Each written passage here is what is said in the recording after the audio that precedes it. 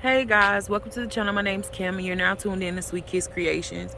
So the Father keeps giving me it was this dream I had one time, and I don't really remember what happened in the dream, but I know it was a part of spiritual attack and the Father revealed to me that it was a transfer, and he just gave it to me a minute ago. He told me he wanted me to come on here and talk about it, and he told me it was voodoo, it was witchcraft, where people were trying to transfer my destiny to them. And when they do these types of things, sometimes it'll mess up your aura, so to speak. Like, people will look at you and they'll think one thing about you, or get bad vibes about you, or get bad feelings about you, and things like that. So the Father wanted me to come on here and to share that with you all, because some of you may be experiencing that as well. But God is going to vindicate these things from happening. This is why it's so imperative. Shut up. That's the neighbor's dog. Sorry, guys. But this is why it's so imperative for you to stay prayed up and, stay on. You just stay. Look at this dog. The devil is a lie. I rebuke you in the name of Jesus.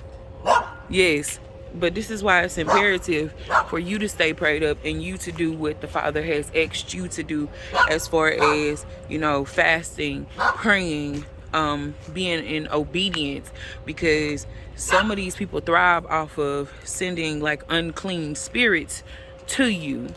And when they send these unclean spirits to you, they wait for you to slip up. So in the book of Numbers, I believe it's Numbers 25, I put in the description, what happened was, King Balak, and I use this a lot. If you've been following me, I use this a lot. King Balak, he was afraid of the Israelites because there was so many of them. They had defeated the Ammonites, and King Balak was the king of Moab. So what happened was, he sought Balaam the diviner to curse them. But when Balaam went before the Lord, because he had to get permission, he had to get permission. So when he went before the Lord, the Lord instructed him not to tell him, do not touch his people, right? And eventually, because King Balak was adamant, Balaam gave him what to do, which was to seduce them into fornicating with the Moabite women. And so with that, they were able to curse them, and the people of Israel were invited over to like these feasts to these unclean, these false gods and stuff like that. And God was angered. And so, you